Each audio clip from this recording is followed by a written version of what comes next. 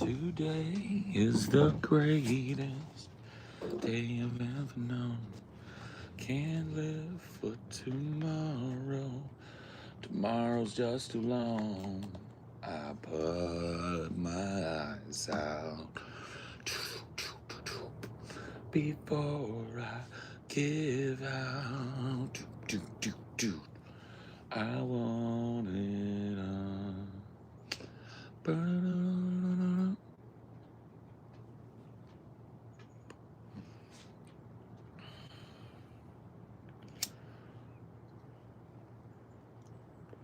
Hello, Governor.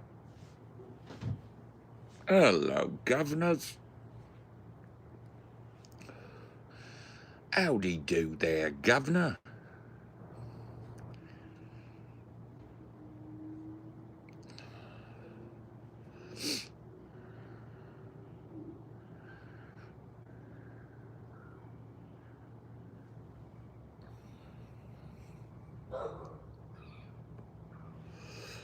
I've got a great story about serendipity, but I want to wait until everybody gets here. I've got a really fun serendipity story because sometimes stuff just happens. Like, I have a serendipity story for you, but I'm gonna wait until everything's popping.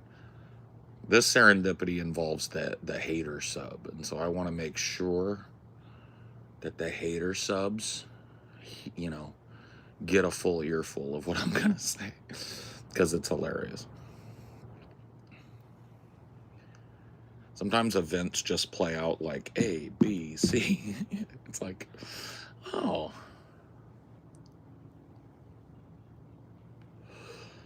I mean, it's funny and a little juicy. Good morrow. Fancy a swig of Old Kentucky, do you? Sure. I'll take an Old Kentucky.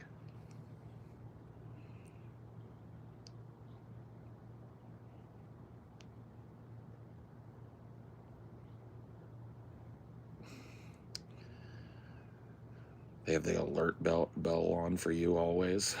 Then they're going to have a lot of fun with this one. This is funny.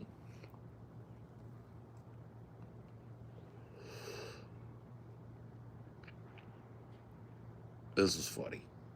It's real good.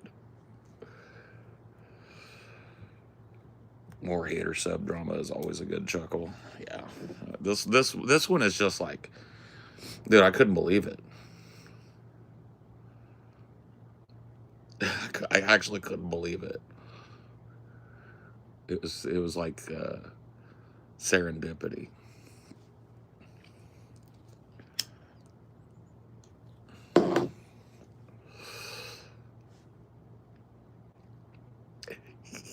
Give me a sec.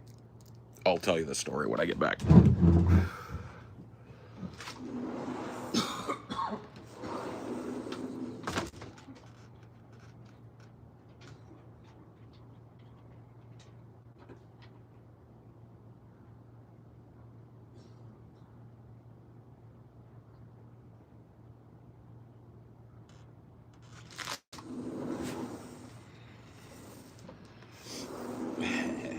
This is great stuff. You guys are gonna chuckle at this because I find it really funny. Okay. So you guys ready for this story? Because you guys are gonna laugh at this. Those of you that know what's what.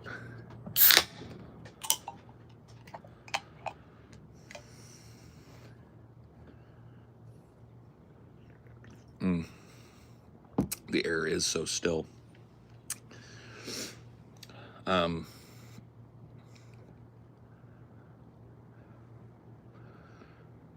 about. Okay, so let me tell you guys a story. Phoebes, you'll find this one interesting. So I have a lawyer, right? I own 2 businesses, and I've got a lawyer on retainer for business issues. I was meeting with them the other day, a couple days ago, meeting with my lawyer about business stuff. And I thought, you know what? My lawyer's a specialist in content creation law and stuff, the stuff surrounding podcasters and stuff. So I was like, I'm gonna ask my lawyer. Just next time I have his ear, I'm already paying him for the money, paying him for the hour. I'm gonna ask him about libel and slander, and I'm gonna just ask him. I'm gonna send him some of the stuff that I have. So I did. I'm talking with him. I finished all the business I had, and I said, I got a weird question for you. He goes, all right. I sent him the packet over. I said, here's the stuff I've been collecting, some of the things that have been said about me over the last couple of years. And he looks through it, and he's scrolling through it, and he's like, yeah. He's like, I mean, obviously, you know, you would want, you know, obviously the courts to take you seriously when it comes to stuff like this. But he said there's also a really like high bar when it comes to proving libel or slander, because the people would basically, this is how he put it to me, they would basically have to make a post acknowledging that they know what's going on is libelous and slanderous, but let it continue to happen or do it themselves anyway. And I was like, well, you know, that's, I understand that. And of course, you know, none of these guys is going to be stupid enough to do that. This was like 2 days ago. This morning I woke up, I was taking a shit, and I opened up the, you know, Reddit app, and I go to the hater sub, and I read the, you know, the thing, read the, like, one of the latest things in the comments of the latest thing, and there is TDD, Tiny Dick Dude, the owner of the sub. I'm not even kidding you. The owner of the sub admitting that he knows what's going on there is libelous and slanderous. And I was like, so I sent it to my lawyer. I just fired it off to him, and he got right back to me because he's on the East Coast. And he was like, exactly. I was like, so you remember when I was talking about the libel and slander with you? Do you mean something like this? This is the server owner, by the way. Sent it off to him. He got right back to me. And he was like, I meant something exactly like this. We'll talk later. I was like, you gotta be fucking kidding me, bro. You gotta be joking with me. It's like 2 days ago, out of the blue, I just decided to ask him about it. Oh, it's fantastic.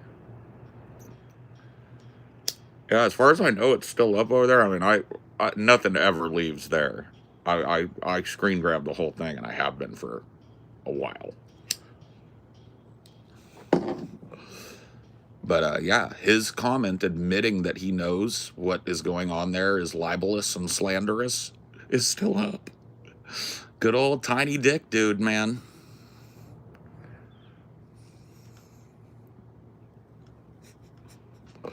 It was so stupid, too. It's so dumb. Should I call the police because your beauty stole my heart? My beauty? You okay, baby? You got the hick pups? Sorry. Oh, no. Not the hick pups. I'll start some coffee for us when I go back in. Oh, I just opened up a Arnold Palmer, and I've been sipping on it. Okay. I was just super thirsty. Well, I'll take a coffee, too, though, I guess.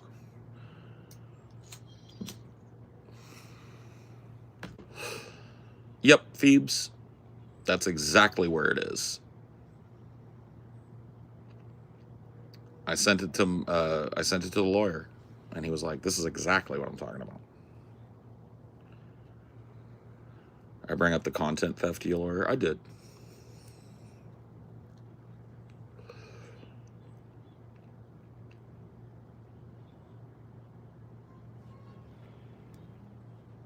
Oh shit. What? Hold on. What is it?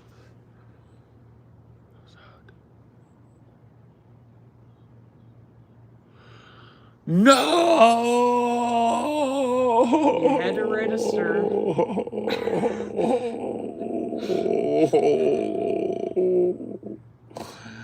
No! A jury summons? Fucking no! Bro, I feel like I should be exempt from jury duty for the rest of my life. I feel like when you're on a fucking 8-month civil trial, you really should never, ever have to do jury duty again. Fuck.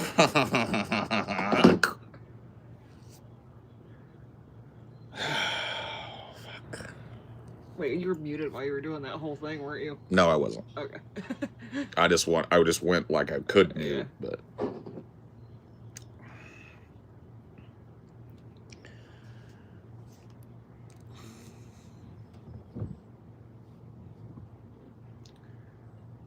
Can you guys not hear me?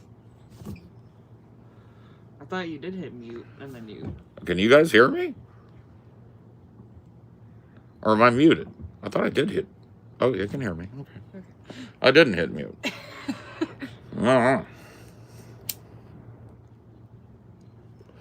Fucking got me, Flair. You never muted. Oh, it froze for a second. Okay. We can't hear you, bro. Based Amelia keeping it 100. Well, no, of course. She always knows. She knows before the fucking judge knows. I've got to figure something out, though. I've got to make myself an unattractive juror. Because I could be fucked. Because I can't make a hardship plea when I work for myself. I mean, you work with other people, too. Yeah, but I'm the business owner. Yeah. And when I explain to a judge what it is I do, he's not going to let me skip jury duty because I'm podcasting. Judges don't understand this shit. They don't care about this shit. Just tell the judge I'd rather not. I told the last judge that, and I was on an 8-month jury. You even had, like, are you sure this isn't a conflict of interest? Yeah, the fucking, I was currently employed by the entity that was getting sued in my lawsuit, and the judge put me on the jury. I am a good juror. Apparently, I look like a good juror, and I need to find a way to look like a terrible juror.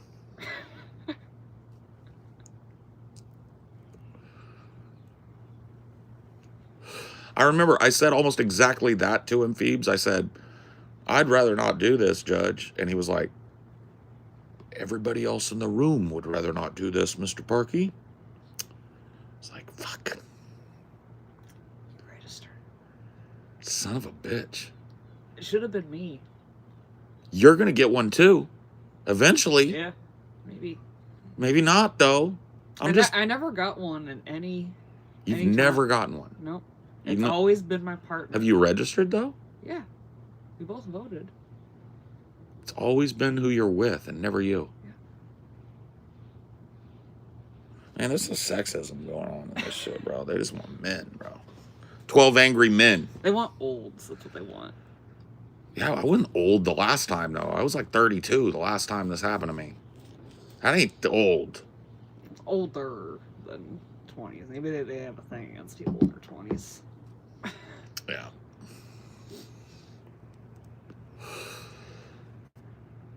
Hello, Mr. Naughty Priest. How are you doing today, sir?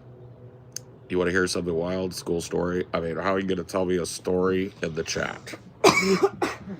A whole ass story is tough in the chat. Tell them you're bipolar. Do you think that's going to stop? Do you think that's going to stop them from putting me on a jury? I don't think it will.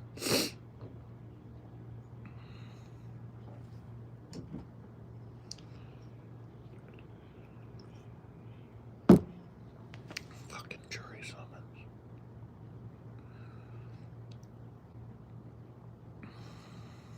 Bipolar and Tourette's. Turd! Sorry, Your Honor, I have Tourette's. Turd!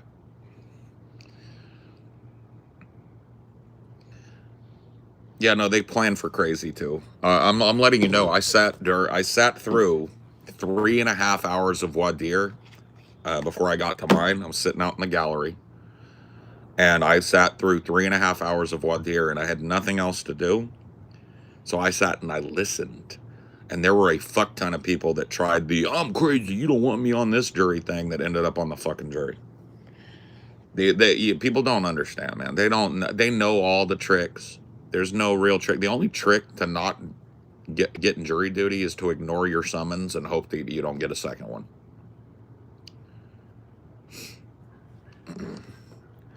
And best friend for years, met in high school, stopped being friends when he got with my ex right after we broke up. We stopped talking for 5 years. I randomly stumbled across my live stream 2 nights ago. Broken up now, and we're bros again. He's been trying to get back in touch with me for 2 years. That's cool. That's actually neat.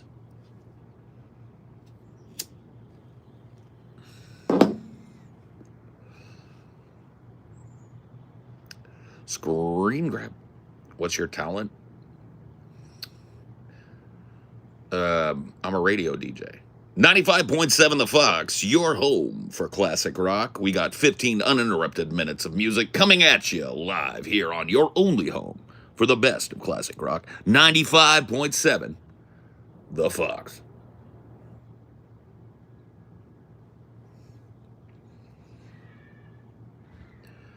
Plug what? I don't even understand how the fuck my plug talk.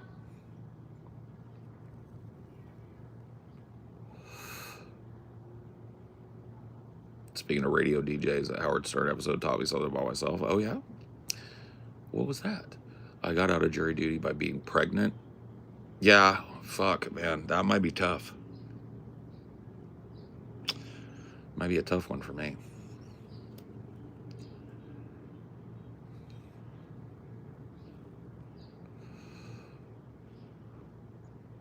Pick him up in a space coupe. I don't let my plug walk. New freak had to cut my other little bitch off. 50 grand, you could book a cracker for a plug walk. Big old Bentley, she's a spaceship. Call me on the phone, I don't say shit.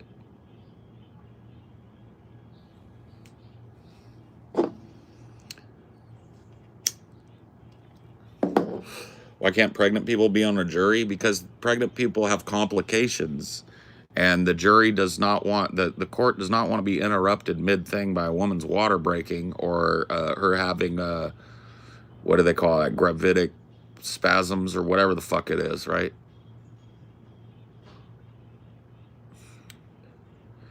Plus, it's stressful being on a fucking jury, and they don't want to stress a mother, an expectant mother.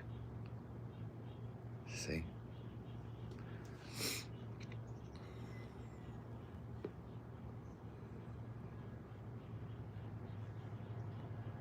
Your hormones go all over the place.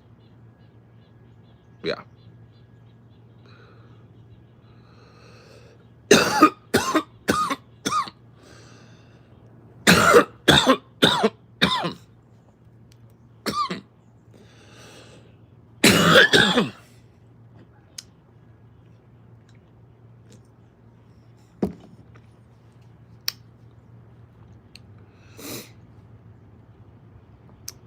Can I ask a question about the Patreon? Sure.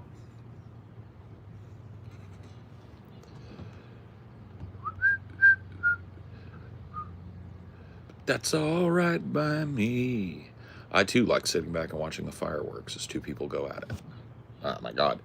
Yeah. I like creating the fireworks. I like being one of the fireworks going off. For sure. So I see more of myself in Artie than I do Pelican Man.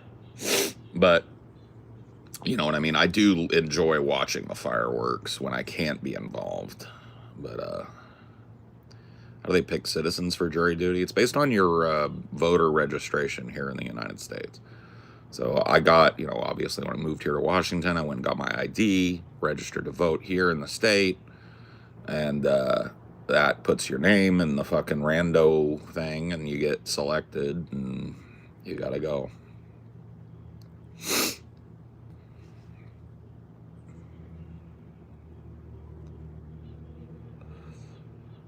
The two Utes. Two what? The two Utes. I'm sorry, did you say Utes? I'm sorry, Your Honor. The two youths.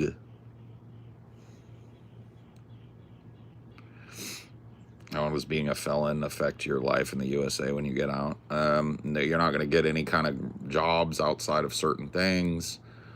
You're going to be socially a pariah because it's so easy to look people up now. People do it all the time. So people are going to know what you did for the rest of your fucking existence, or until that felony falls off, depending.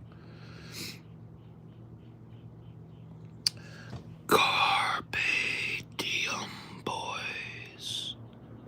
Seize the day, boys. Gather ye rosebuds while ye may.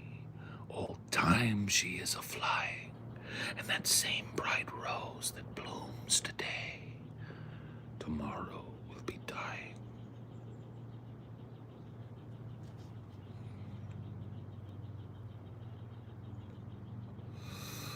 Tell I'm a Democrat? Wrong. I love it when people try and do that, like, I'm gonna peg this guy. You're a Democrat. Wrong. You also look like an atheist. Okay, you got me there. I am an atheist, but I'm a religious atheist. I'm a Taoist. Bet you didn't have me pegged there. Also not a Democrat. So, your crystal ball, you probably need to like get a lot of polishing cloth there, because it looks like you got some fucking boogers or something hanging on your crystal ball. The fuck is the difference between Democrats and Republicans? There ain't one. The only people that think that there's a Democrat and there's a difference between Democrats and Republicans are Democrats and Republicans. Plug what?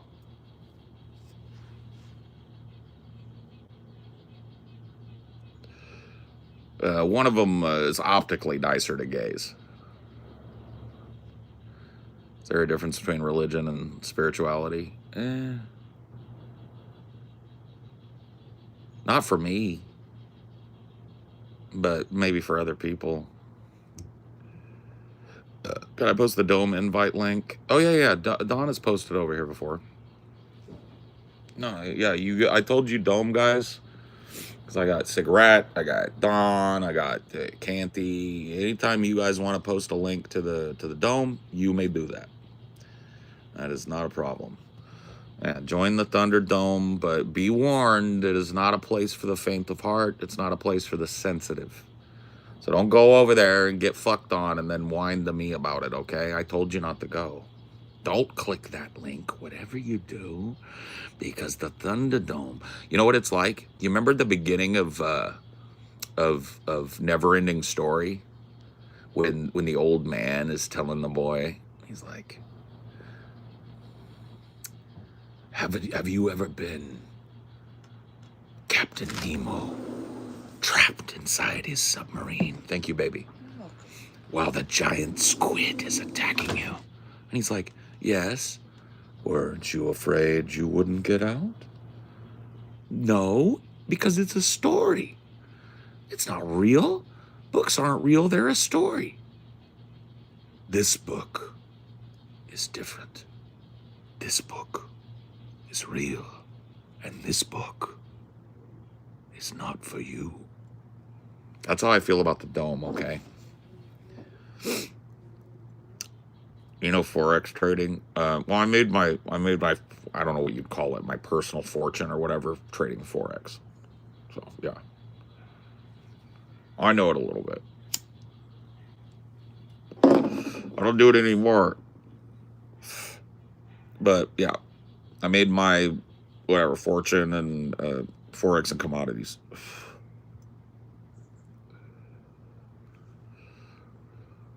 Where did humans decide that there was only one true God? And what God did they worship in the Stone Age? Well, I mean, there were a lot of, like, polytheistic religions. Monotheism is not brand new. I think the first one that I've ever read about, the first monotheistic religious experiment that I know about in history, was Akhenaten. Akhenaten, one of the most interesting and enigmatic pharaohs, dynastic pharaohs of Egypt. Akhenaten came in like a whirlwind. When he became pharaoh, he decided that the whole Egyptian pantheon was bullshit, and that there was one god, and the god's name was Aten, the sun. And he named himself Akhenaten, which I think loosely translated to the sun upon the world, right? And so he proclaimed one god over all, and then proclaimed himself that god.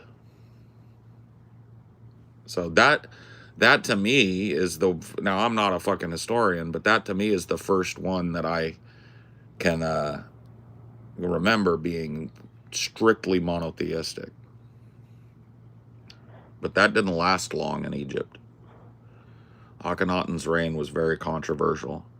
But a lot of religious statuary and a lot of religious cartouches and carvings and buildings and stuff were destroyed during his reign. You're right. Ahura Mazda predates... Well, does Ahura Mazda predate dynastic Egypt? As we're talking about Zoroastrianism with Ahura Mazda, right?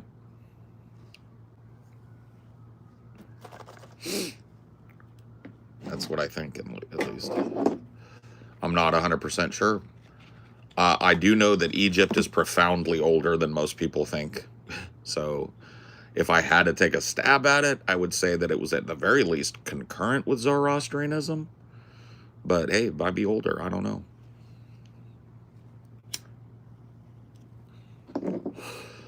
Yeah, the oldest religion is different. We're talking about the oldest monotheistic religion. So the oldest one true God religion. You have some shit to tell me? Oh, what do you got to tell me? I want to hear it. I want to hear some shit.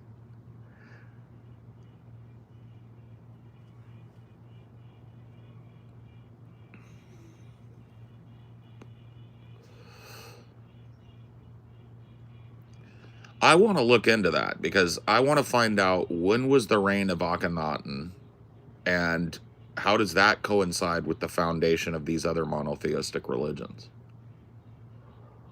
I want to know how much older Zoroaster was than Akhenaten. I want to know how much older the Torah is than Akhenaten, because I think Akhenaten is older.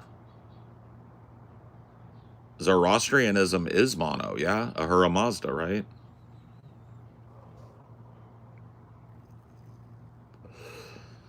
Is there a pantheon in Zoroastrianism? I thought it was one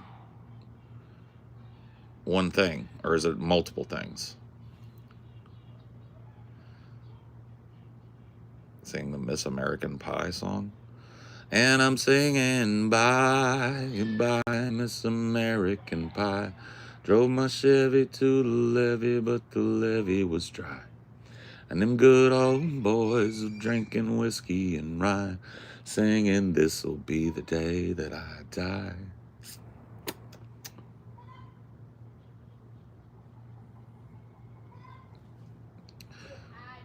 Dualistic. You're right. It's light and dark. It's been a while since I read about Zoroastrianism. It's light and dark. You're right. Ahura Mazda is 2 parts. So it's like a triune god almost.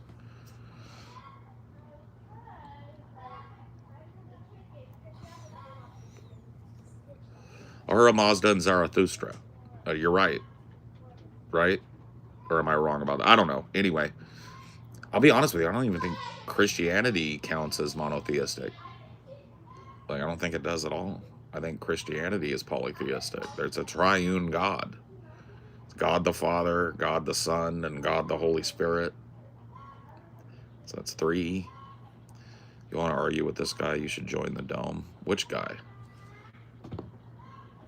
Which guy, Hanky Wanky?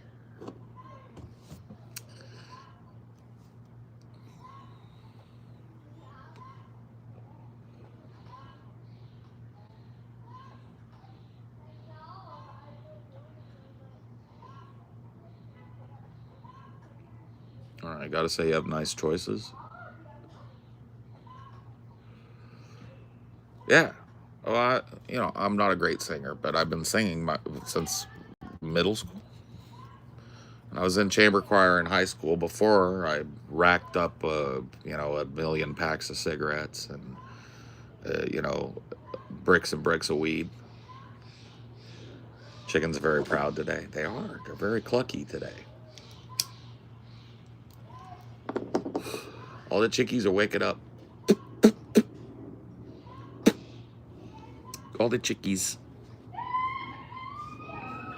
And the kids, apparently. Is today Sunday? It is Sunday.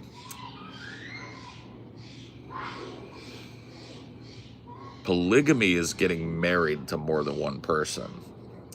Polytheism is believing in multiple gods.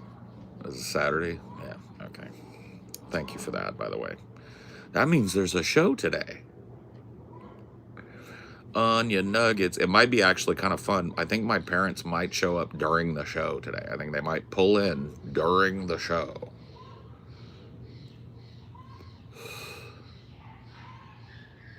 We're singing bye. Yeah. Any more requests for songs? I'll sing songs today. I feel like well medicated today, so I'll sing you some songs.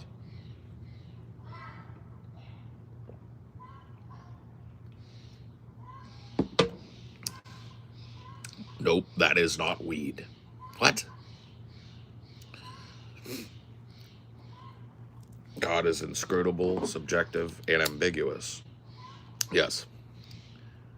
I don't worship a God, but I contemplate the mystery of the Tao, which is inscrutable, subjective, and ambiguous by nature.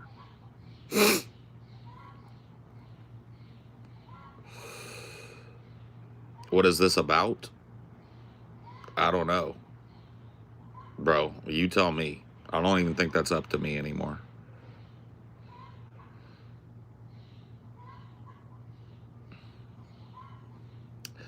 Sing some CCR. I want to know, have you ever seen the rain? I want to know, have you ever seen the rain? Coming down the pearly gates. Boom, boom, boom, boom, boom, boom, boom.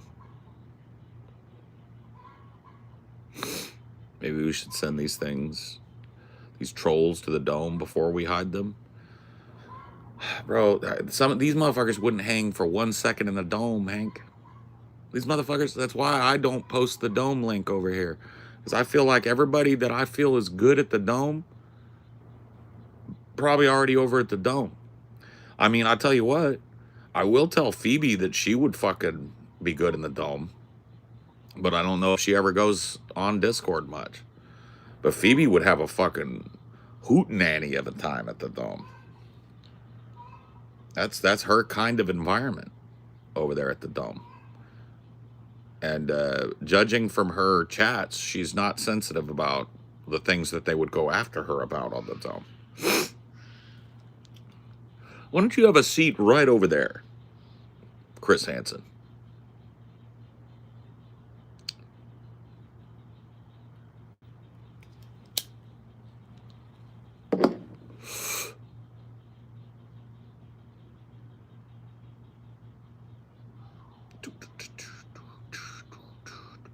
Chocolate rain. Some stay dry and others feel the pain. Chocolate rain. A baby born to die before the sin. Chocolate rain. You have to do your fucking mouth weird to do chocolate rain properly. Chocolate rain.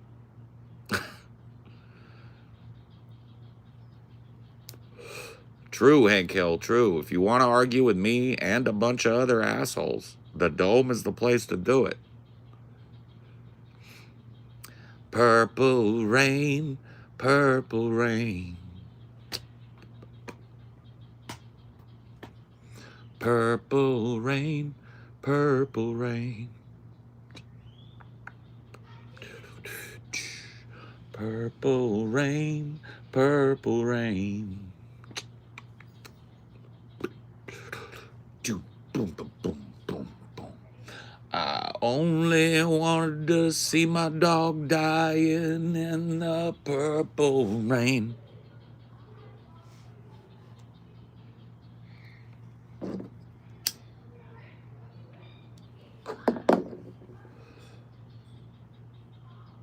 Well, is it rude if little kids at the grocery store make fun of obese people, or do they not understand? They don't understand, but their parents should correct that. They should be like, we don't say mean things like you apologize to that man or woman.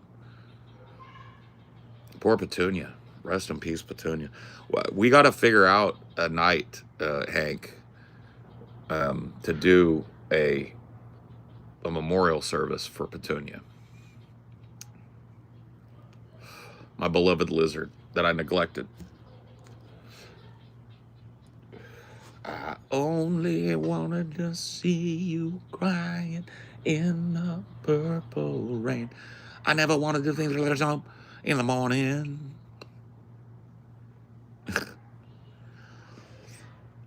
I'm actually a lizard in a human skin suit. Based. Yeah, no, I don't know, Phoebes. I think you might have fun over on the Thunderdome, Phoebes.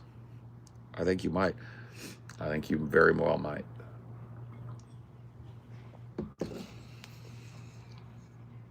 Do they make marijuana cigars? You joined up? Oh, shit, baby. Oh, shit, baby. I only wanted to see. I think you'll have fun with it. Whether you're good at it depends on how well you can hang with 8 people trying to hot mic at once. Because that's what it'll be. As soon as you say some shit, Phoebe, there will be 8 fucking people hot micing. So it's one of those types of places. But that, I love that. I actually get a little heart palpitation when I say something and then 90 people hot mic at the same time because I know I'm doing my job. I'm being an agitator. I was thinking.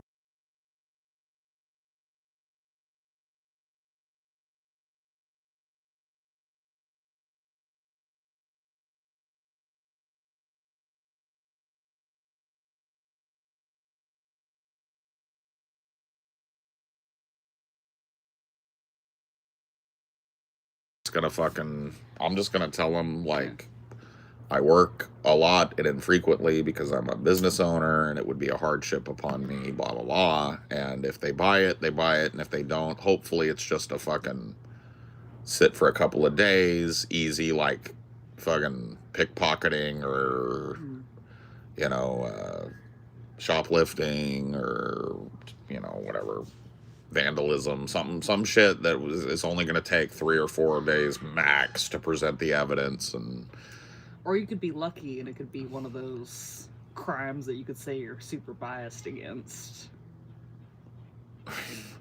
Yeah, I mean, that's the only thing that's ever gotten me out of jury duty. Yeah. And it wasn't even, I didn't say I was biased. I said I was a victim of a similar crime. And they were going and they were doing voir dire, and I was sitting in my spot in the jury box, and the judge was going through the voir dire, and he said, all right, Paul Parkey, let's see, hardships. And he read it, and he looked up at me, and he said, son, I want to see you in my chambers. And I was like, okay. Everybody, you know, recessed for 10 minutes. Took me back into the judge's chambers, and he fucking sat down at his desk and looked up my name, and he was like, you're dismissed. I was like, okay. It was a carjacking case. And that got me right the fuck out. And all I did was answer, have you been a victim of a similar crime? And I said, yes, I was carjacked in this year, blah, blah, blah, blah, blah. And I gave the information I remembered. And he went and looked it up, and that got me right the fuck out the door. But, you know, I doubt I'm going to be on a carjacking case. Well, you've been victims of other crimes. Like what? Like, you've been scammed by IKEA. True. If I end up being a a juror on an IKEA lawsuit, I will definitely tell them, like, I'm not the guy for this jury. I hate this motherfucking company, and I want to see them burn.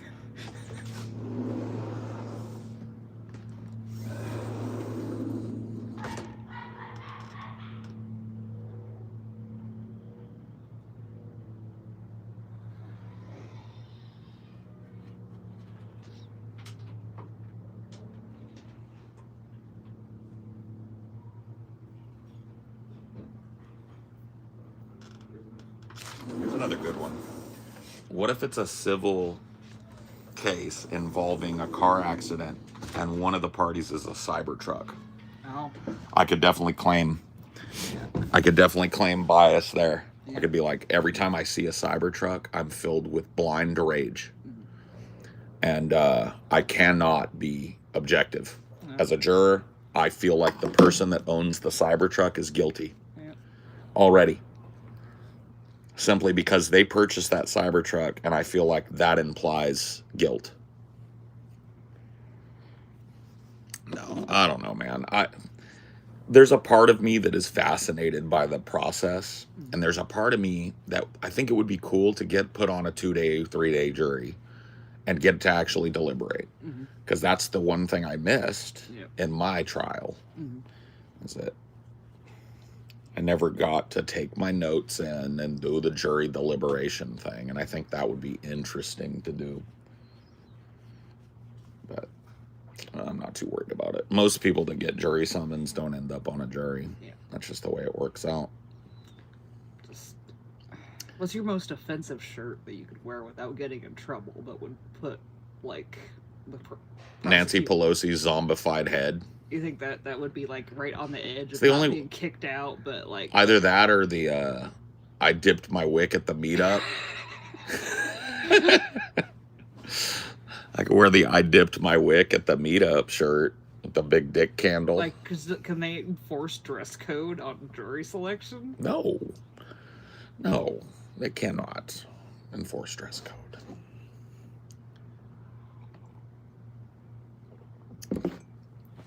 I sat the jury in a hoodie. Yeah. Most of the days.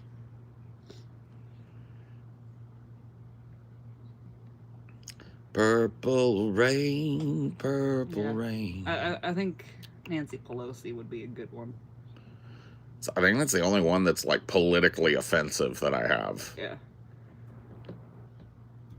So we'll see.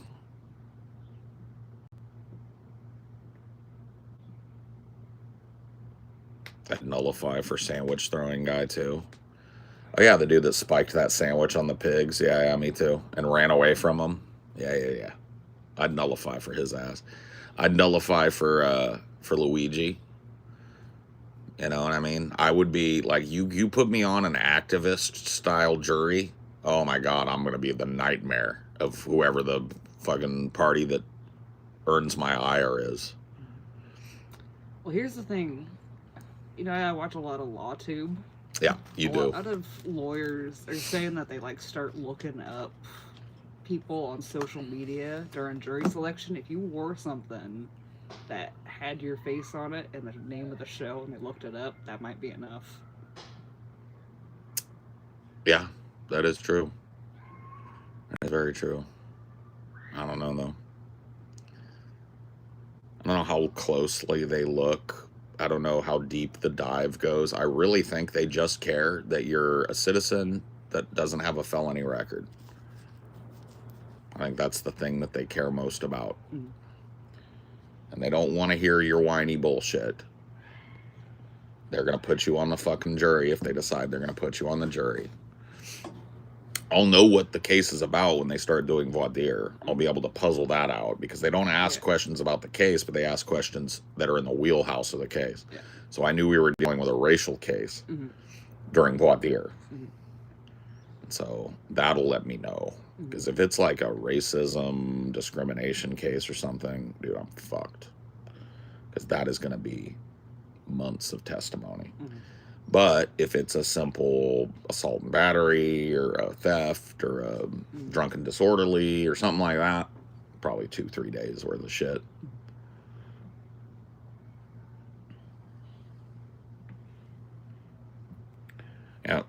I wish it was me. I'm sorry.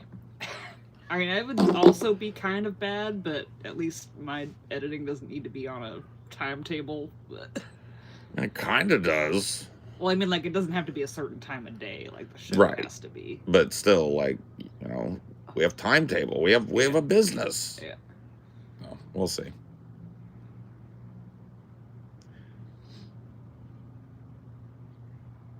You know, Puff the Magic Dragon, not good enough. I know the hook. Puff the Magic Dragon lived by the sea and frolicked in the autumn mist in a land called Honolulu. That's all I know.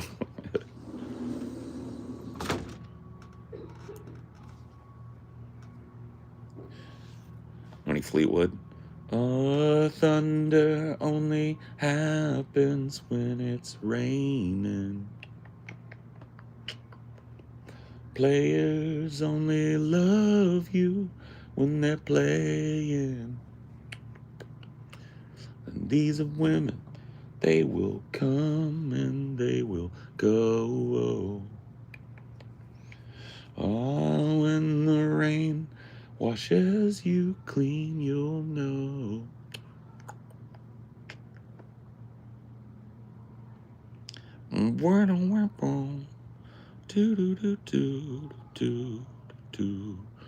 The hood shanty. I don't know it yet, but that shit was fire.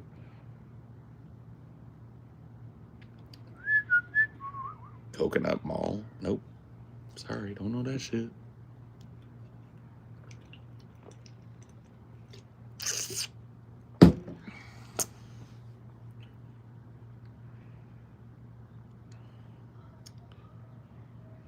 Should a partner ever forgive cheating? That's up to the partners, bro. I gotta tell you, man, human relationships are complex, and people's input from outside is way less fucking useful than people think. Because only two people in a relationship know every fucking detail of that relationship, and that's the two people that are in it. Be it like the peanut gallery, people love to commentate on people's relationships based on little things they see here and there. Bro, it's up to those people, man, and everybody's relationship is unique and different because it involves two unique and different individuals. You see? So I don't judge people in their fucking relationships, bro. There's people that cheat, get back together. There's people that got open relationships and they kind of cheat knowingly. There's, I don't give a fuck. Whatever floats your boat.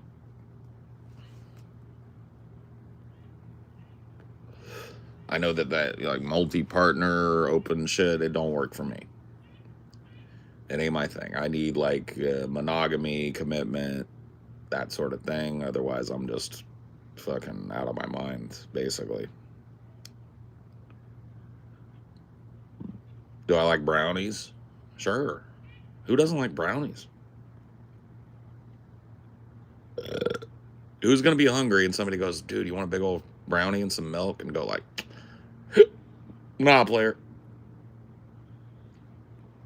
Too jealous for polygamy. Same.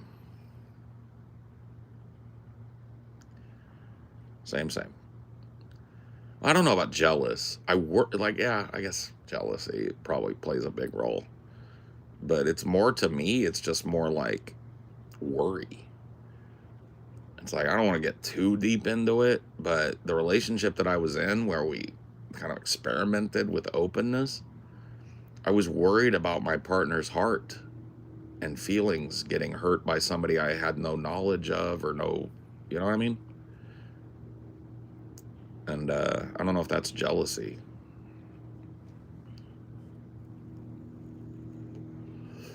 Caramel brownies are dank. My girlfriend's ex-roommate thought she could do polyamory thing with her girlfriend, and it didn't work out, and she had a mental breakdown. Yeah, I mean, it's definitely not for some people. That I know for sure. But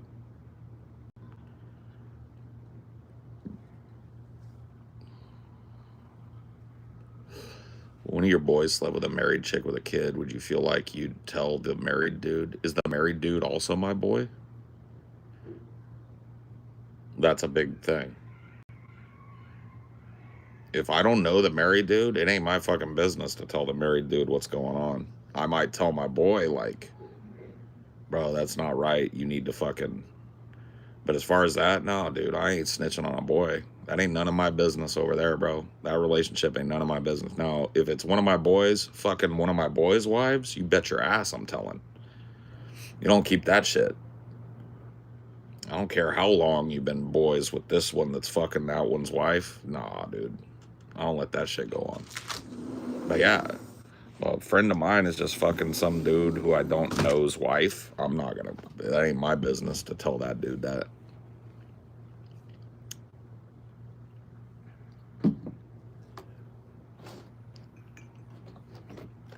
I want to know how fast they're going. What? Them. Oh. I want to know how fast they're going. Because yeah, they made good time. I'm gonna fucking yell at them when they get here about lead footing it. Oh. They were lead footing it. They're lead footing it right now. Mormons don't practice polygamy. That is not entirely true. Polygamy was formerly disavowed by the church, but you need to understand that there are fundamentalist sects of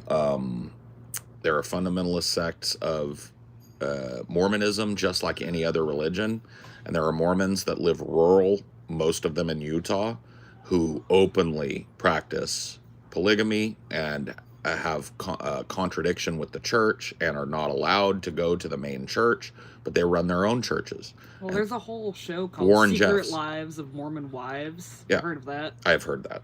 Yeah, there's a whole, and well, Warren Jeffs was one of these guys. Yeah. Warren Jeffs was a Mormon that, was more of a cultist and had multiple wives, some of them underage.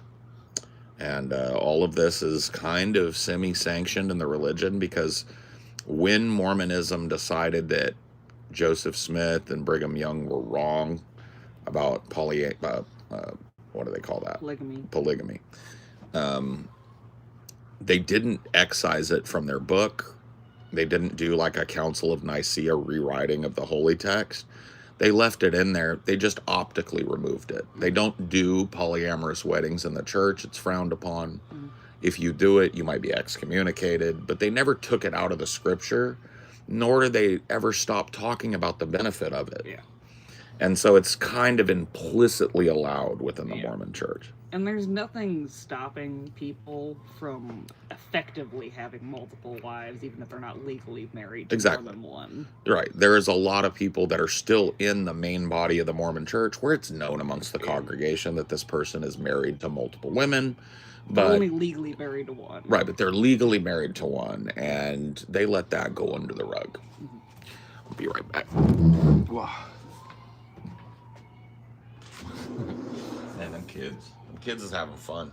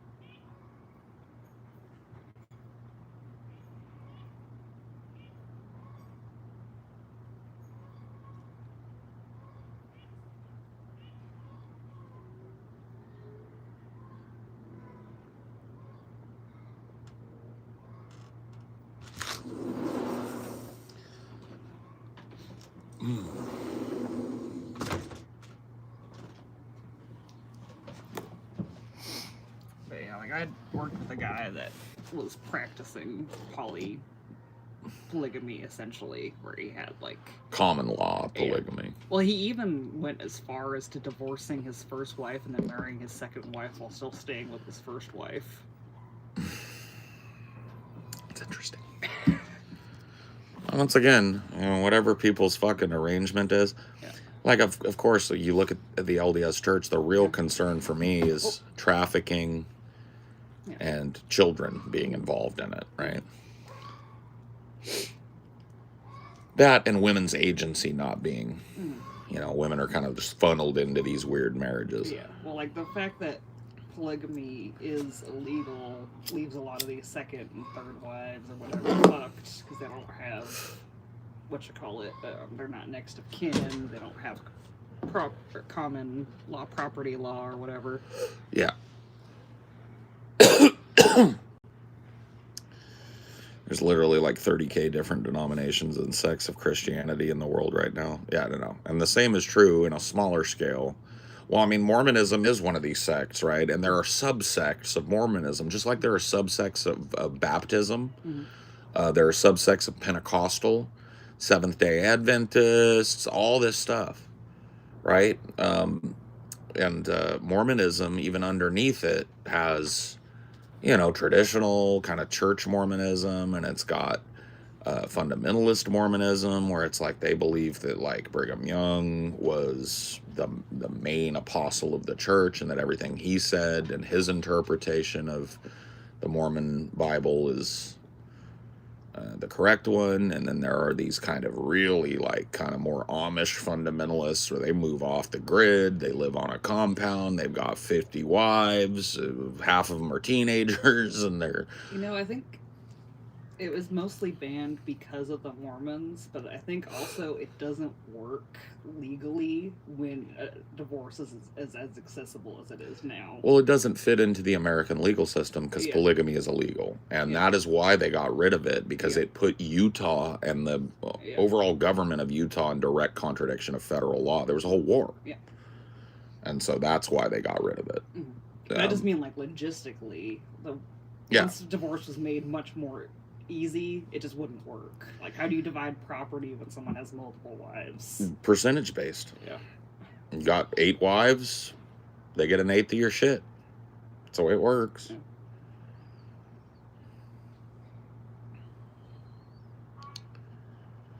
Or the main Mormon church is rich. Oh, yeah. And they're a huge political entity, too, and people don't know this. There was a big proposition in California, Proposition 1-8 or something. I can't remember what it was. Proposition 19 or 17, something like that. But it was a proposition banning gay marriage in the state of California, and it actually worked. This was pre-marriage legalization, right? Gay marriage legalization. And there was a proposition, and it ended up passing in California by a pretty slim margin. And I didn't even know it at the time, but the Mormon Church was the main funder of that initiative from Utah in California. It's like a California state initiative that's being funded almost entirely by a church that's centered in a different state. Yeah. So they're super powerful, and they exert a lot of influence. Money is the only thing in America that draws water. So if you look at an entity that has $1 billion locked up, which certainly the Mormon Church has $1 billion if you take all its property and everything into account, probably well over $1 billion. And you look at that organization, no matter what it is, no matter how goofy you think it might be, that organization draws water. That's an old saying. Back when people used to ration out water, if you were a more important person, you drew more water than somebody who isn't important. And there's only one thing that draws water in America, and it's money. Oh. Money is access. Money is power. What? You said you thought the Mormon Church might have $1 billion. Yep. They have $265 billion. Case in point. You were trying to give them credit. I was. $1 billion is a lot of money to a guy like me, but it ain't no more. This is true. $1 billion is the new millionaire. That's what a lot of these guys are saying.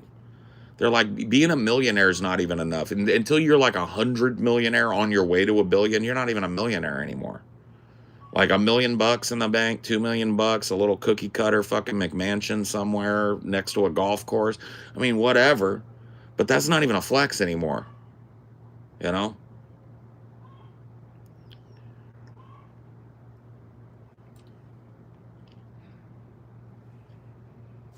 See how close they are to the Church of Scientology. See if they're neck and neck or not.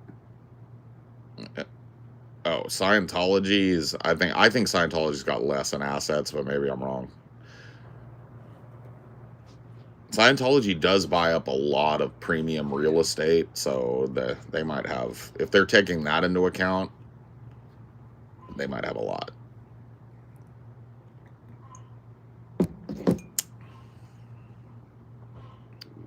I mean, you know, that's always going to be more obscured with that.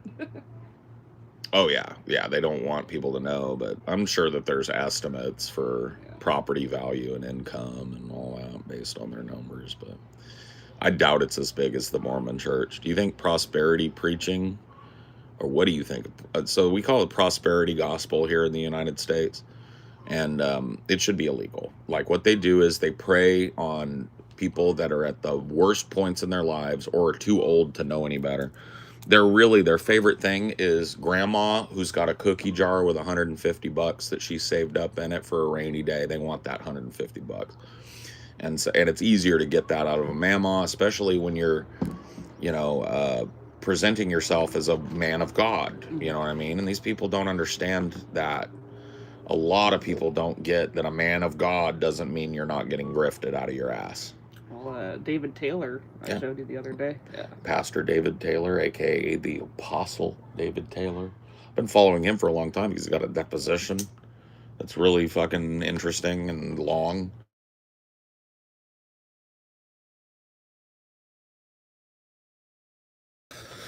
That was just, seemed like it was Walgreens or something.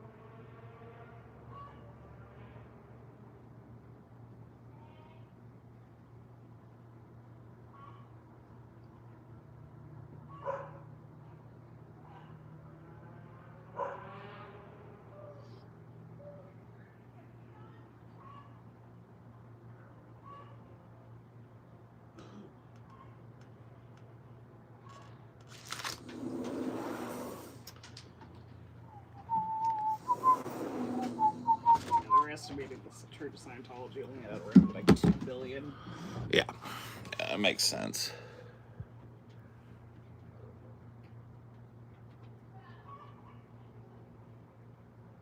Okay, I see. What? Hold on, let me mute.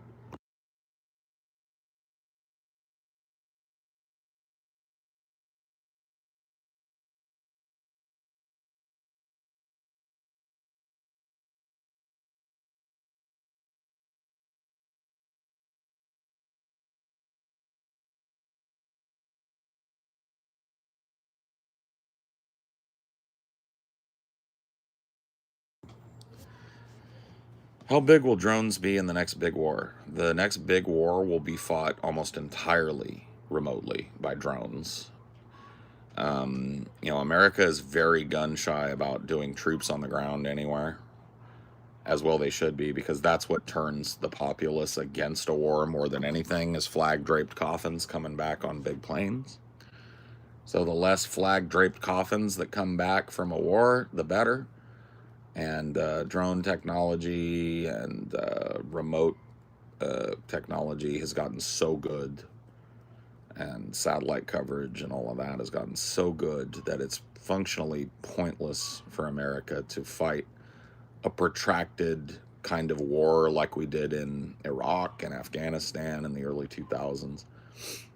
It's functionally stupid to fight that kind of war right now, which is why it's one of the reasons why the war going on in Ukraine is so insidious.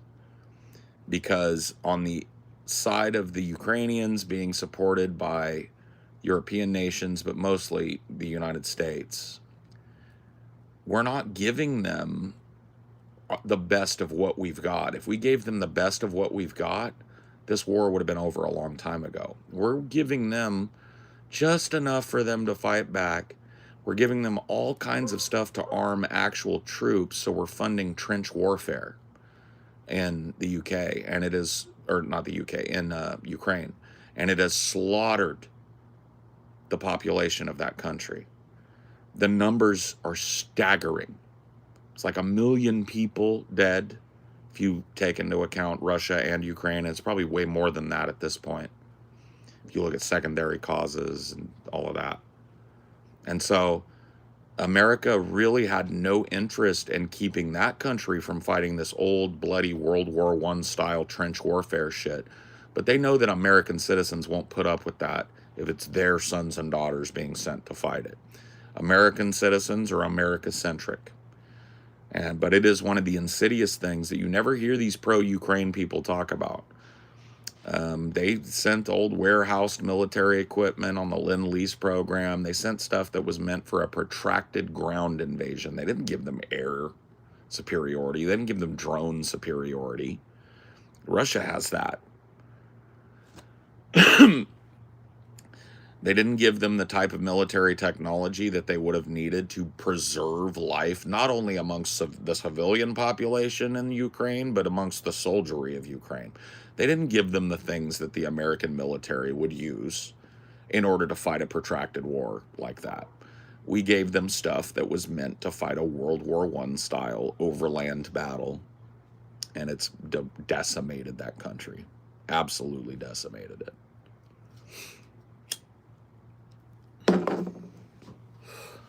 Absolutely fucking decimated that country.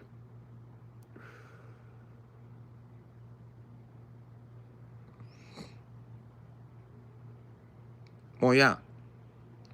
They love that it's costing millions and millions of lives and dollars for Russia. So this idea that America all of a sudden just loves the Ukraine, loves the people that live there, really wants them to be a country forever and ever and ever, no matter what, is bullshit.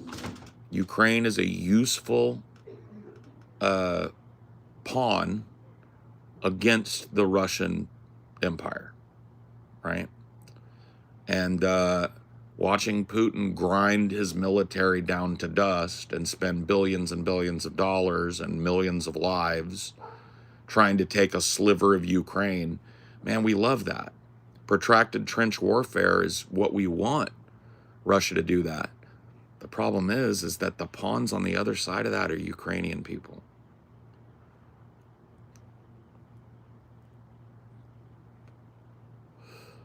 We don't give them anything, Hank. We lend-lease it. So all that shitty warehoused weaponry, they're going to owe us on that until the end of time. And libs cheer for this type of shit because libs oppose every war except the current one and support every social movement except the current one. Get it?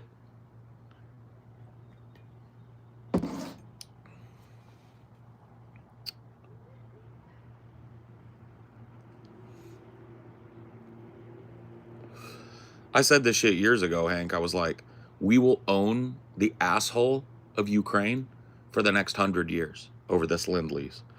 And we're going to take them over at a time where their young people are all gone because they've all been killed in warfare. There'll be nobody there to protest the American business takeover of Ukraine. And it's going to be a little fucking subsidiary company of ours.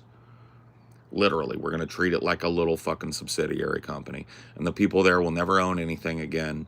America will own the industry, the minerals under their feet, the farm output, all because America stoked the flames and sent 1 million fucking Ukrainian people to die in World War I style trench warfare instead of giving them what they need to defend themselves. They don't care about them defending themselves. They care about them depleting Russia's ability to build its military. And that's it. And if you want to argue for supporting the Ukrainians, not Ukrainians, if you want to argue for supporting the people of Ukraine, you have to argue from that angle because that's the angle that the United States is taking. They don't want them to have a quick and decisive victory over Russia and establish their borders. If that's what you want, That's not what the American government wants, and that's not what you've been advocating for. They want a slow grinding war using the citizenry of Ukraine as a buffer to fire bullets and missiles and rockets at the Russian lines and kill as many Russians and blow up as many Russian tanks as they can. And so they're going to give them old missiles and old shoulder-mounted missiles and old shit that's meant for trench warfare. And they're going to spend 1 million lives. It's 100% U.S. imperialism, but once again, libs love U.S. imperialism. They love it. They'll argue for it every time, no matter what.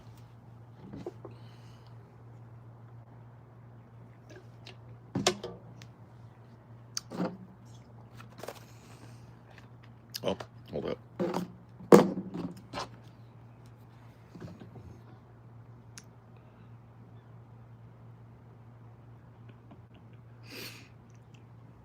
Sorry, I gotta text my lawyer back. He's asking a few questions. I'm gonna fill them in.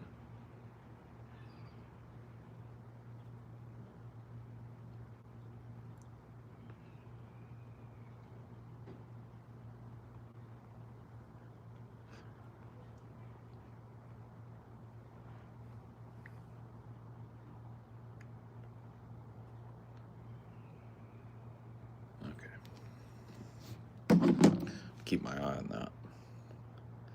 It's actually really interesting.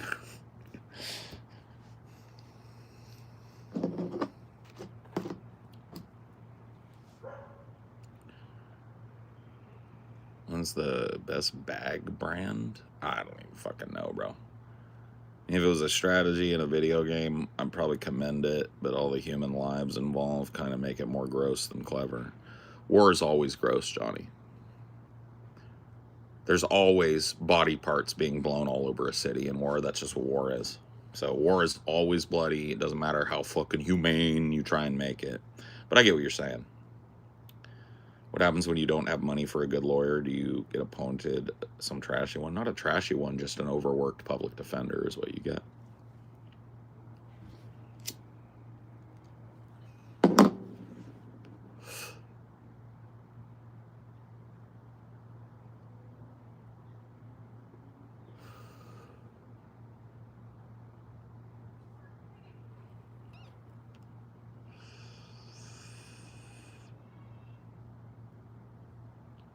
Where you at?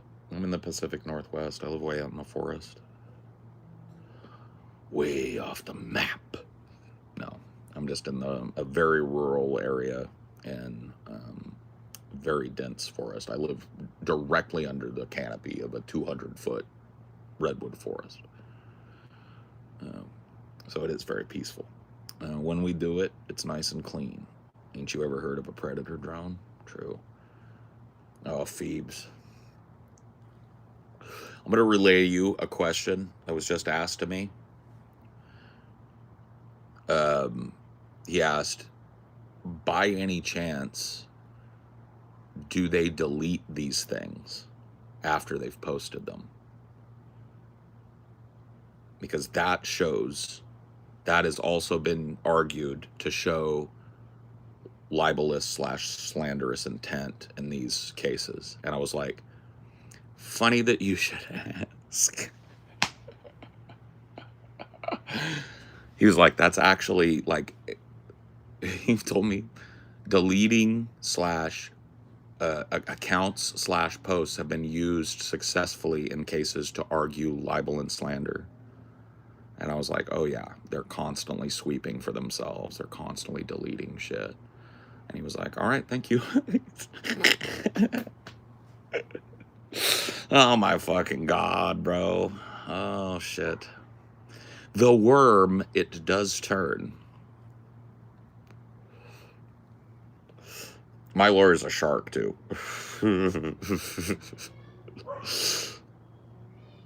I smell cooked goose.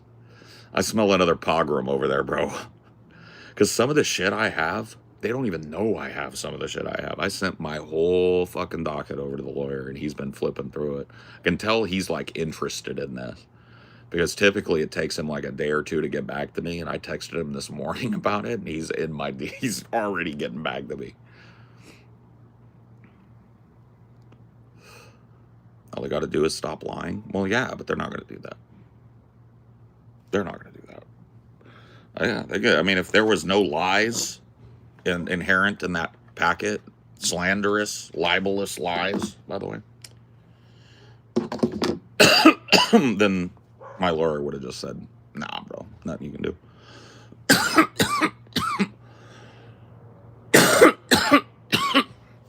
Well, let's be real. He's a lawyer and he smells a payday. More than likely, mostly for me. But guess what? I'm not rich, but I got a little bit of expendable income, and I'm willing to pay my lawyer if he tells me he can make some shit happen. I'd be more than happy to pay my lawyer a little bit. Clearly, you missed some stuff. Oh, well, whatever. You can go to the beginning of this, Johnny.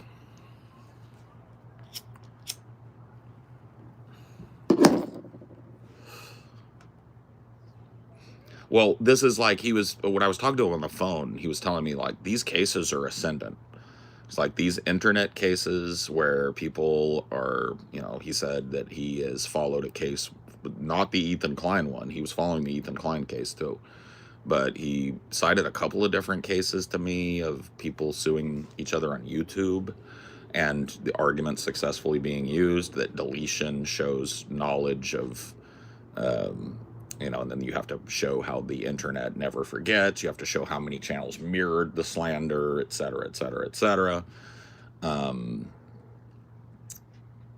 then he said, Instagram, and there's been Twitter cases, not always successfully prosecuted, but here was the key, is what he told me. Successfully made it to discovery based on the arguments, which is kind of what I care more about, because I know none of these motherfuckers got money. But having a list of their names and all that shit would be kind of fucking fresh. And I would like to see what shit they've said behind the scenes to plan this type of shit too, and that'll all come out in discovery. So that's what he's saying, basically.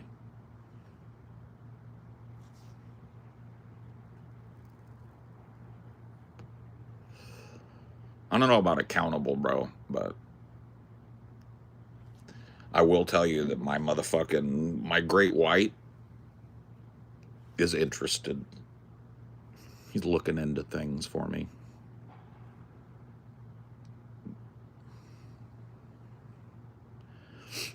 Well, I remember I said to him, I was like, all I've got here, like, is screenshots. I've got a ton of DMs. I've got this, but they're all screenshots. And he was like, oh, that doesn't matter. He was like, your screenshots will be corroborated in discovery, blah, blah, blah, blah, blah. He was like, once you say something, it's tied to you. And if you used an alternate email address, that's also tied to you. Discovery will get you the names. He said it'll be harder to get names of people that are just transient visitors to the site and participants, but the people that run it, he was like, there's no argument with that. And then when I told him that the most recent thing that I sent him, where it seems like the owner of the sub acknowledges the libelous and slanderous nature of the post but leaves it up, he said that is like smoking gun level. And it doesn't matter if he takes it down, changes his account, deletes his whole profile, like nothing they can do at this point, because it's all, Reddit isn't allowed to delete people's accounts because, there are reasons for that, so that it can be made available if there's ever a discovery or a criminal case or a civil case. So, just one of them things. It's kind of interesting. Oh. Oh, yeah.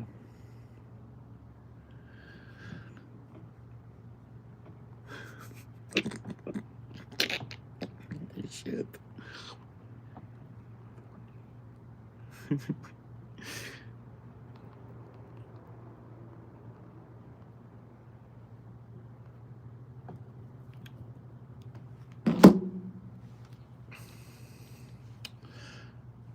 nothing ever disappears on the internet. You've heard the statement, what happens on the internet stays on the internet. And social media companies are compelled by federal law to not delete user data, to not to keep an archive in the case of criminal action or criminal investigation.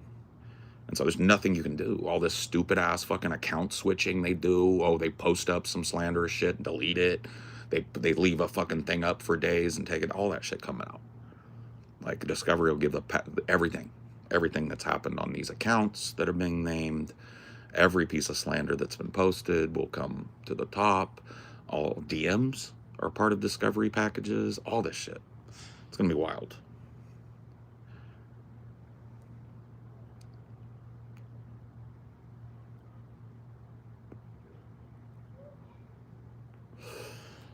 Oh yeah.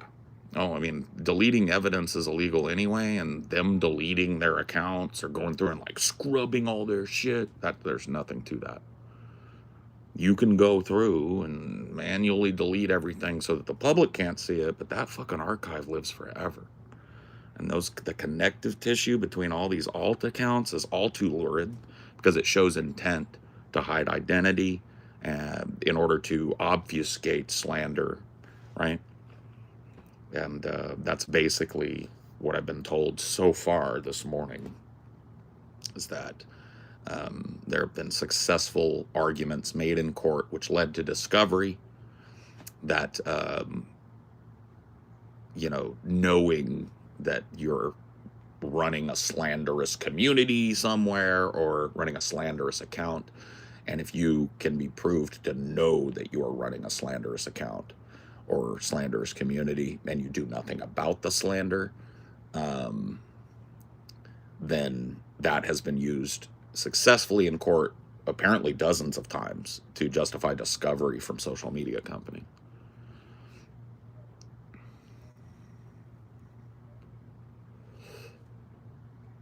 It's like thinking incognito tabs will hide you. It really is. It's a child's view of the internet and how it works.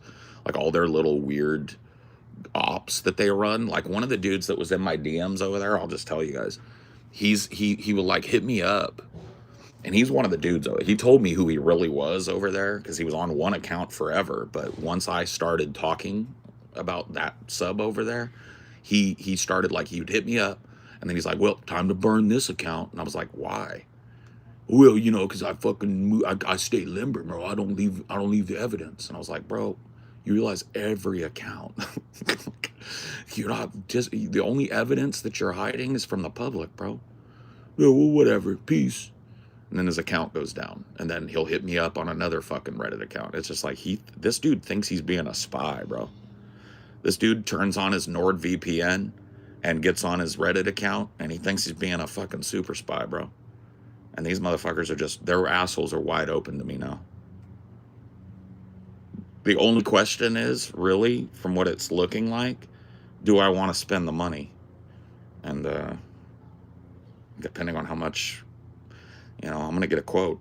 How many hours of work, et cetera, et cetera, et cetera, possible benefit. But yeah, it's fucked. Nothing they can do about it. Nothing they can do about it. Yeah, it applies across national borders, applies to the internet. It's just one of those things. Reason that slander and libel are such a high bar to prove is like you have to prove that the person's not just an idiot and just doesn't know that what they're saying is false, right? And people will claim ignorance of the truth in libel and slander cases, and it's successfully used a lot. But when you have a person, I mean, it couldn't be a better snapshot. The person that runs a community saying that he knows what's going on is libelous or slanderous, and that he's going to allow it to continue, right? That he does nothing to remove the commentary. And then, basically it's an admission that the place that he runs, that he's responsible for, is a community that is made for anonymous slander. It's like an admission, and he goes back and forth with a user. I won't tell you which users, but he goes back and forth with a user saying like, hey man, this is kind of slanderous. And the guy was like, you're the one that told me to go hard at Paul and fuck him. And he's like, yeah, true. It's like, what?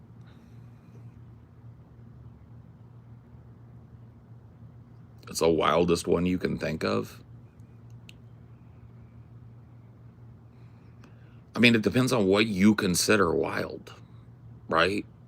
Pedo accusations, Nazi accusations, multiple, like, deep-ass fucking threads of this dude's a Nazi, right? Those things are serious, especially to a business person, like a person that does business. Like, it proves harm, it proves damages, right? So those sorts of things are not something that you should go around saying over and over in a publicly available space about a person in a organized fashion. If you're just gonna troll in the fucking comments, nobody's gonna go after that. But you got a fucking whole public community where this type of slanderous bullshit has been up for years, bro. I'd have been shitting my britches a long time ago if I were them, but these motherfuckers are stupid.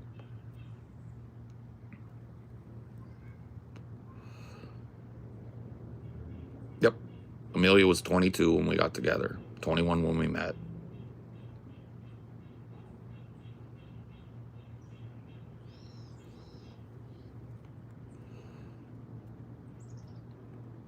Oh, yeah. The videos and all the shit. I've got a copy of the Amelia video. That one is wild. That video is fucking wild. They thought they covered their asses by not saying her name in that video. Bro, they don't realize. Because, like, when I confronted Alchemist about it, he said, well, we didn't publish any of that information about her shit. I said, yes, you did. You openly tied her identity to that account so that everybody could go through it. So, yes, you did. No, I didn't. I never even said her name. Bro, do you think that's going to hold up in a court? He better hope so. I think he's a co-owner of that server too, which is just chef's kiss. He's the other moderator on that sub. Am I wrong, Phoebes? Can you go look real quick for me, Phoebes? Who are the, because I know it's TDD, Tiny Dick Dude, and who? Is it Alchemist Soil? Please tell me it's Alchemist Soil.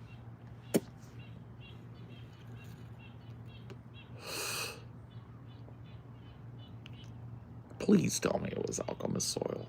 I think it is, but I don't have time to go check, bro. Is he the other mod of that sub?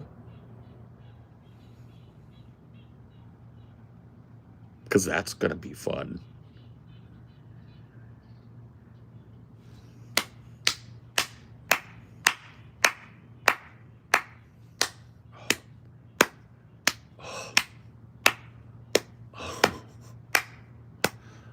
Oh my god. Oh my god.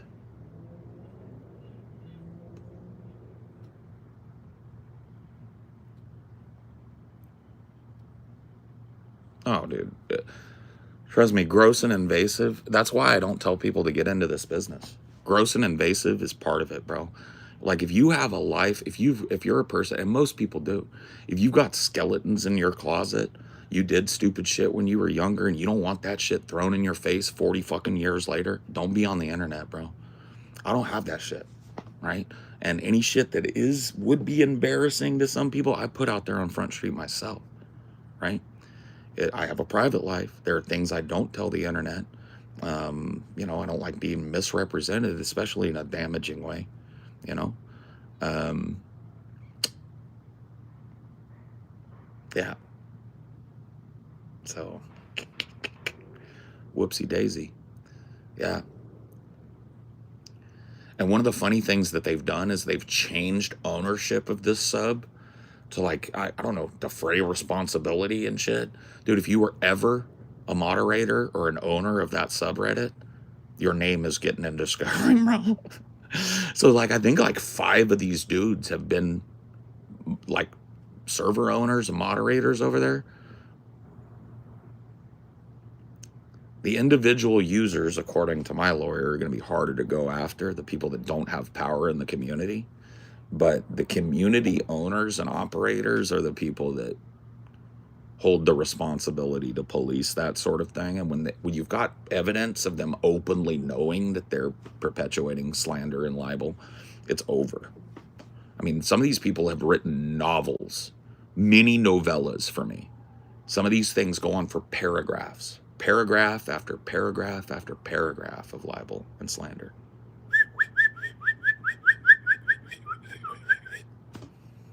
It's like I got all that shit. All that shit comes out in discovery. The little merry-go-round of ownership, the constant switching of names and usage of randomly generated Reddit names, all that shit comes out in discovery.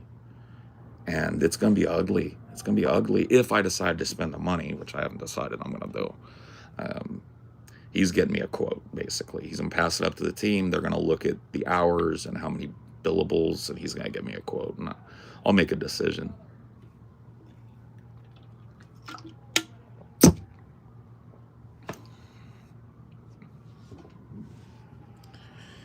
Cyberstalking a punishable offense as well? Oh yeah, but I don't think I'm going to go after him for that. I'm a public figure, so I don't have that reasonable expectation of privacy that comes with being a public figure.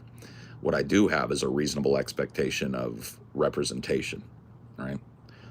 Nobody can knowingly slander or commit libel against another person and then admit that openly. I don't know why they do that, but yeah, admit openly that they know what they're doing is libelous and slanderous.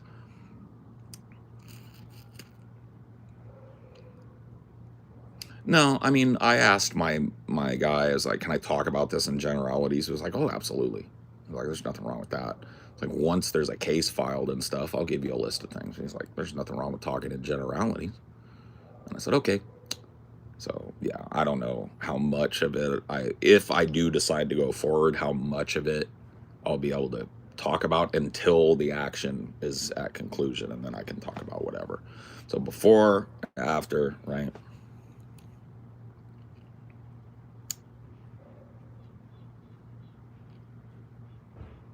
I didn't read about the Charlie Sheen story. No, I don't know what's up. I haven't really kept up with Charlie Sheen since the Tiger Blood days, you know.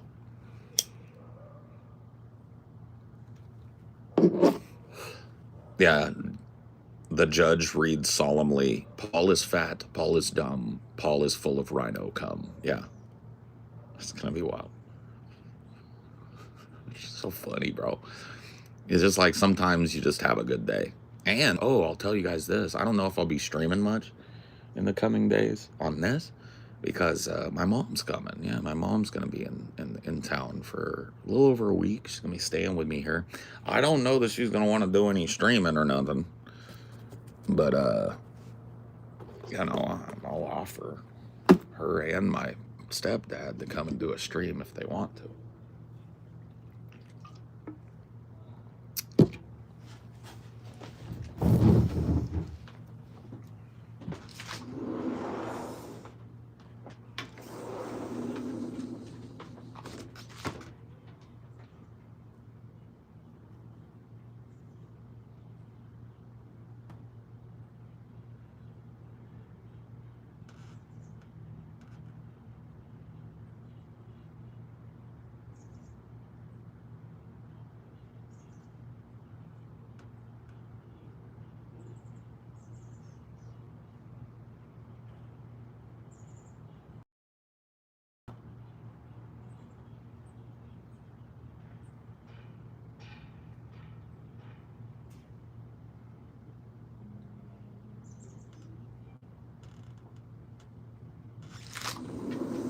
You want to come in or you want to stay out?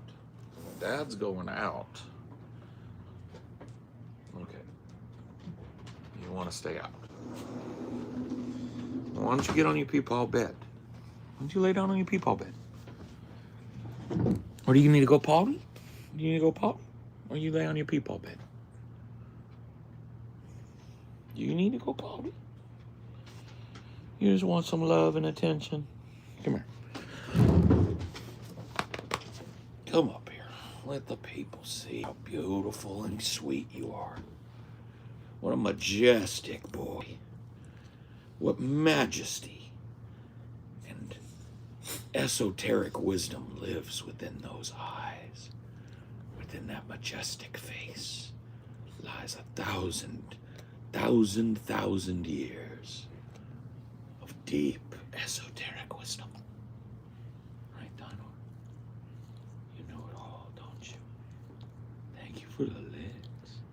I love you too. I do. I do. I'm not afraid to say it. I'm not afraid to say it. I love you. I don't care who knows it, neither. Yeah, I don't care who knows it. I'll shout it to the world. I'll shout it to the whole world.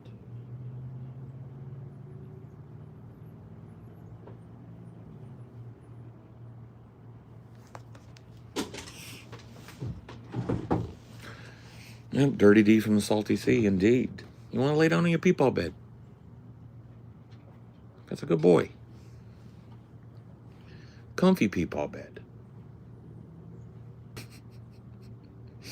He appreciates that little peepaw bed, I can tell. His little hips get sore laying on this hard deck. So he got himself a beautiful and sweet little peepaw bed out here that's got memory foam for his little peepaw butt.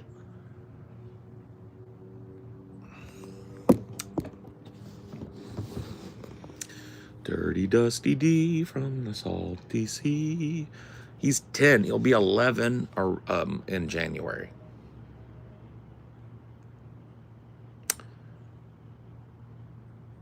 He'll be 11 years old in January. He's a peepaw now.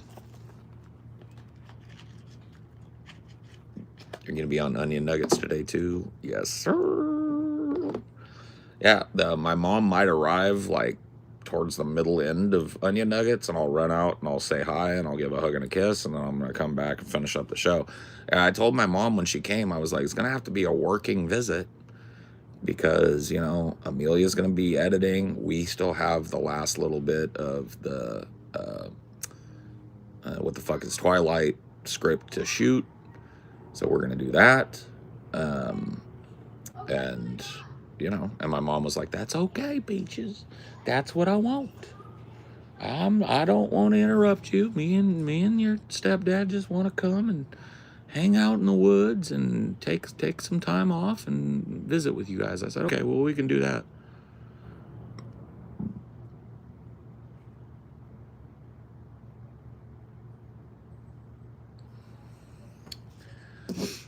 Old man, look at my life. I'm a lot like you were. Oh man, look at my life. I'm a lot like you were.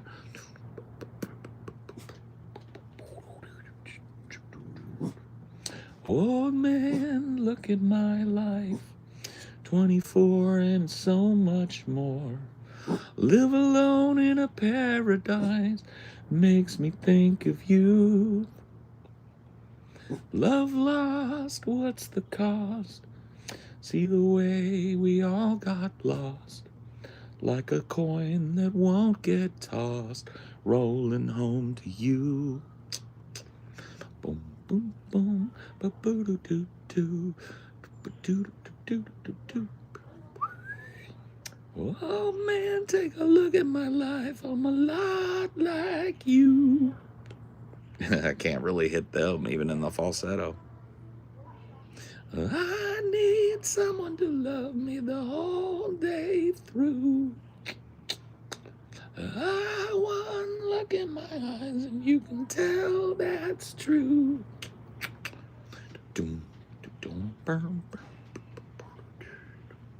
Fucking Rogan incidentally ruined things. I know.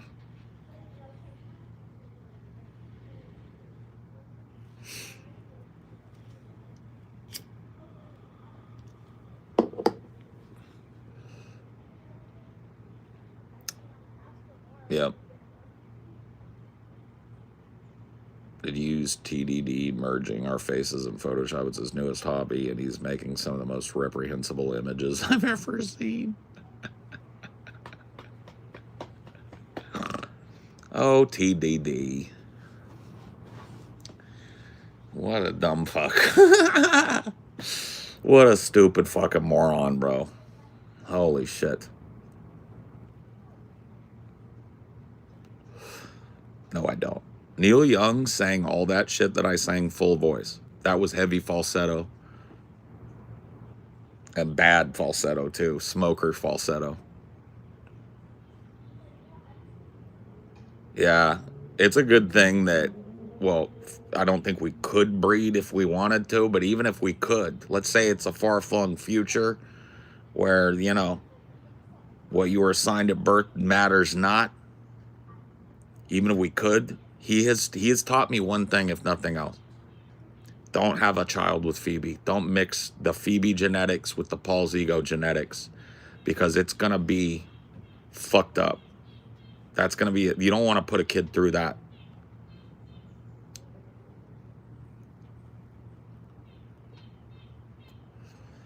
Well, I don't know though, Phoebes. I gotta be honest with you. Sometimes, and I'm not saying you're less than attractive, I'm just saying sometimes normal people, like normal looking people like me and you, make beautiful babies though.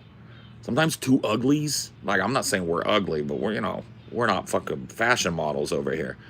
If sometimes two uggos get together and their baby's fucking like crazy, you know? But now that I've seen, and now that TDD has put me up on that, yeah.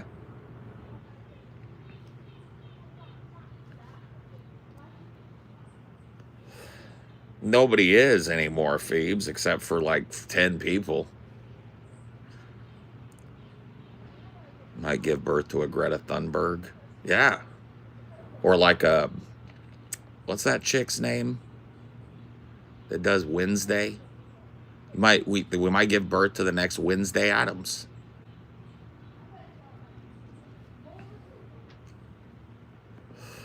Well, that's what I'm saying, Phoebes. You know what I mean? Like, you never can tell.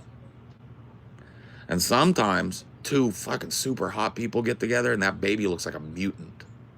You ever had that happen? Because I've seen the other end of that spectrum too. Two super hotties get together and you're like, oh, let me see the little guy. And you look at it and you're like, blah, blah, blah, blah. Baby's eyes are all fucking far apart. Its forehead is all weird. And it's like, and you're like, oh, yes.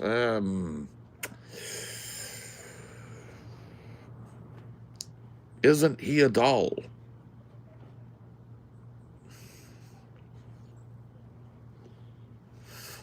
Well, I just think hotness goes in cycles. That's what I'm thinking.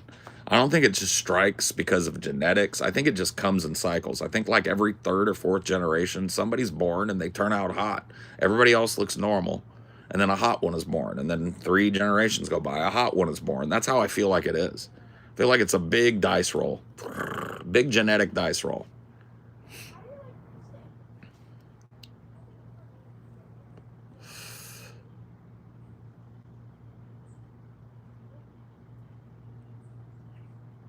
Well, that's why. My theory is it's a cycle. So Uggo families get a hot one every once in a while. And then it's all Uggo after that. And then a hot one. You know what I mean? And I think everybody's in that cycle. And just like we all rolled the dice. I can't have kids nighttime. And I don't want them. At this point in my life, I'm 45. And I've lived too selfish and too, I like my money going to me, not to somebody's lunch and somebody's new shoes every fucking time their feet grow and every, you know what I mean? Listen, if I had a kid, I would be the best to the kid that I could be, but I can't have children of my own. And at this age, I don't want them. My wife doesn't want them. So it's really not a thing for me.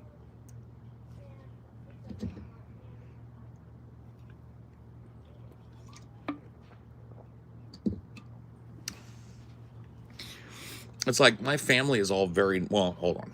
I'm going to be honest. I've showed pictures of my mom from when I was a kid, and people go like, dude, your mom was a Betty. And I'm like, well, yeah, my mom's very pretty.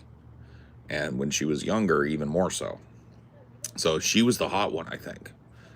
I think the hot lightning bolt struck my mom, and I think my sister got the better of it. I didn't get any of it, man. I got the Irish potato farmer look, you know, like most of my relatives on my mom's side of the family and my dad's side of the family have. But my mom and my sister, they're beautiful. You know what I mean? So, like I said, I think it's weird. It's like lightning. You know, you never know.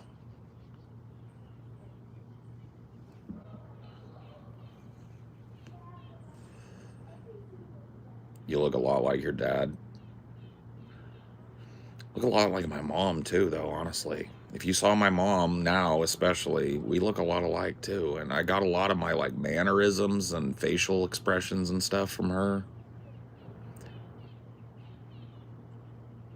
I'd say you're average. Well, yeah. I mean, I'm not down on myself to the point where I feel like I'm like the most hideous thing on the planet, but I ain't hot. You know what I mean? I know what that is. But no, I'm not complaining. I've never had a problem. You know, from what I've discovered, most women, not all, but most women really don't care. I mean, they want it. They want a dude that has some baseline look or something. You know, but from my experience, a lot of women, most women maybe, don't care about that. Women are not driven by the same things that men are driven by. And I'm not saying all men are shallow and only look at the physical, but all men are shallow and only look at the physical. That's basically what I'm saying. You know, can you sing the Rocky Road to Dublin? No, I cannot.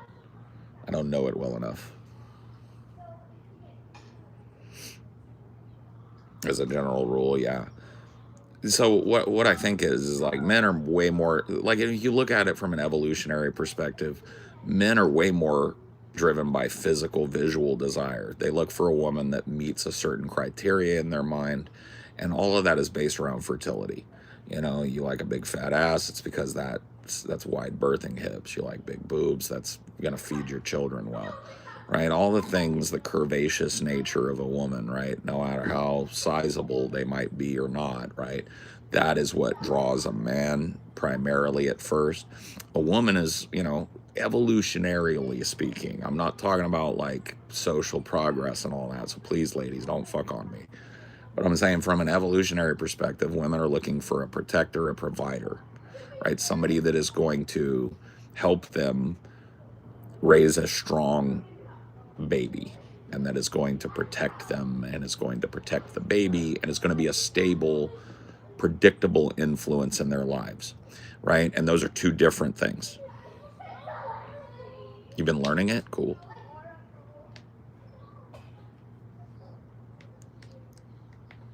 Yeah, Johnny. I mean, look, if they care about fertility, why are absent fathers so common? Or do you think it's unrelated? No, it's definitely related because men, once again, men and women are looking for different things, Danny. Women want that stability. Men want to spread their seed to as many fertile females as possible.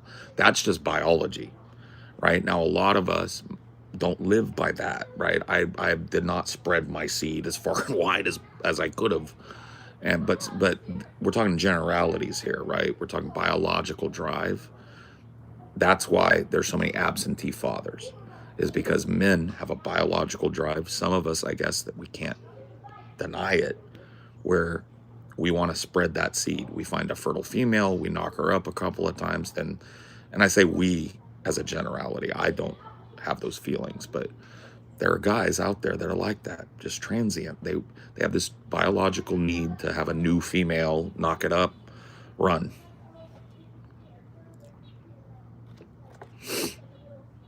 Chimps are not monogamous. No, chimps are very promiscuous creatures. So, you know, take that for what it's worth.